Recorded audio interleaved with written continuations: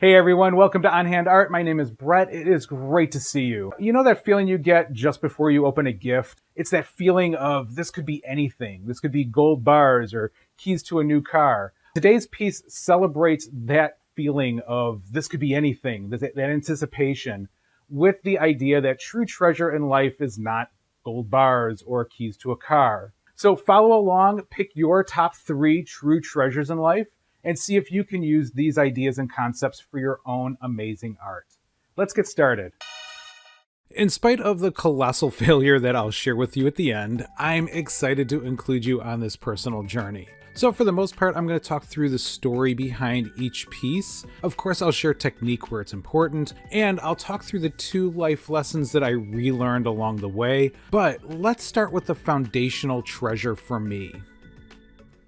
The first piece in this tower we're going to explore is a paper cut diorama that talks about adventure and attitude. Now, using paper here is very intentional, and I'll talk about that in a second. I'll also be using a few different techniques to cut and shape the paper, so pick your favorites or mix and match. To make these trees with precision, I designed them in Inkscape, and I'm cutting them out with my Cricut. If you feel that exploiting tools like this Cricut is cheating, then feel free to use a different technique. This is your art, and you should create it in a way that gives you joy and satisfaction. Never worry about what other people's idea of real art is. With my 2 smallest trees in place, I have a pretty good idea of where I want everything else to go, including this path. But this is just an estimate on sizes, so I'll actually end up redoing some of this later. This box embodies the idea of knowing that even if I'm stepping into the unknown with a stormy sky ahead, I can handle it and I'm not alone. The scary things are often the proverbial paper tiger, or in this case, the paper scary forest. It represents not only how easy it is to see things as worse than they really are, but how if you stop and look a little deeper, you'll often see more of its true nature. It's also about how having a playful mindset about life and learning to keep a positive attitude has been foundational for me. Honestly, I'm not sure how I would have navigated the ups and downs of life without a sense of humor, seeing life as an adventure, and learning over time that I can handle it. As promised, I replaced the ground with a new piece of brown paper.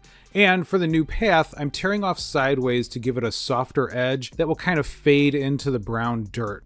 And as you saw earlier, I made the rocks just by crumpling the paper into kind of a rough dome and then gluing them to a flat piece of paper for the base. Oh, and to hold up the trees, I made little paper right-angle channels. I really love the way it adds to how fake the scene really is. And then I printed out and cut out a paper me holding a paper torch to walk into the paper storm. For some reason, I didn't record any of that, so I'll just show you what it looks like at the end. But what's foundational to your life? What might that look like? Think about the materials it would be made from, the colors, even the textures and scents.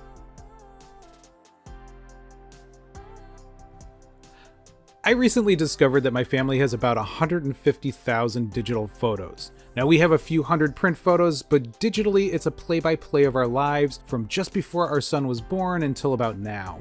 Partially, these pictures are an attempt to capture and hold time. It didn't work considering just how fast time has flown for us, so I'm going to make a machine that will collect time in a bottle. I'm starting with these big heavy metal gears, and this is going to bite me in the butt big time later. Which brings me to my first life lesson, which is not to force the wrong solution just because you want it to work. And these 2 gears are going to destroy the entire piece later. And I'm not being dramatic when I say that, I'll show you a picture at the end. We'll be collecting time in this old reed diffuser bottle.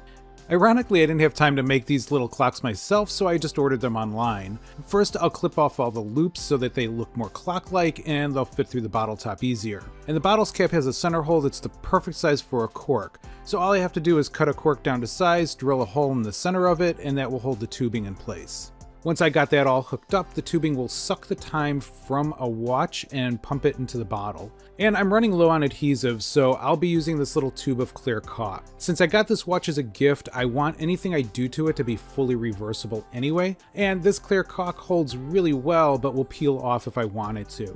Although my machine will be sucking all the time out of it, so eventually this watch will be useless anyway. I'm pretty sure that's how that works. But with that done, let's move on to the last box. My greatest treasure is love in all of its many different forms, and it's been foundational to my life as well. While it might be obvious to say that, the best way to show that concept wasn't really obvious to me until I started to think through all the memories of the people in my life. Now, I'll be focusing on family because those are my strongest memories. And as I thought through my memories, I realized that they weren't really in chronological order. Now, at first I thought it was just because it was just this jumble of memories and thinking through this project, but then I realized it was more that I was remembering things in relation to others. Kind of like those rambling conversations that you have with friends where you start off talking about their new puppy, only to end up talking about, I don't know, cruise ships or something. It's this winding path of interconnected, related concepts. So I've cut out a bunch of images that I've taken over the last 20-something years, and then I'm organizing them according to related concepts. So some of the connections were about how quickly time flies, like our son going from holding our newborn daughter to being a silly independent teen. And then some were more about how things change, like our daughter going from learning to ice skate to teaching us archery. It's also about how we stay the same in so many ways, but change and grow in so many others. Like how my wife and I have grown and changed over our lives, but we know that the things about each other that we fell in love with are still at our core. Either way, it can be a densely layered forest of images, and it can be easy to get stuck in nostalgia. So before I get stuck in nostalgia, let's assemble the tower. To start the assembly, I'm capping this sand with Mod Podge to make a weight for the base. Then I also reinforced all the bottoms of the boxes. Now, because I made the time machine so very heavy, it made my life very difficult. Now, I'll spare you all the things that didn't work, but after a lot of trial and error and repainting and trial and error, I finally got the tower to stand on its own, at least for a while. And then after a few days, it simply collapsed one night. Now, I'll think about how to rebuild it eventually. In the meantime, I still have the treasure boxes, and of course the real treasures. And that brings me to my second life lesson, which is that sometimes you need to let yourself fail so that you can learn and move on. In this case, I learned a lot about structure, and I learned about letting go and changing the way that this looks in the future. And with that, here's what it looked like when I was finished and it was still standing.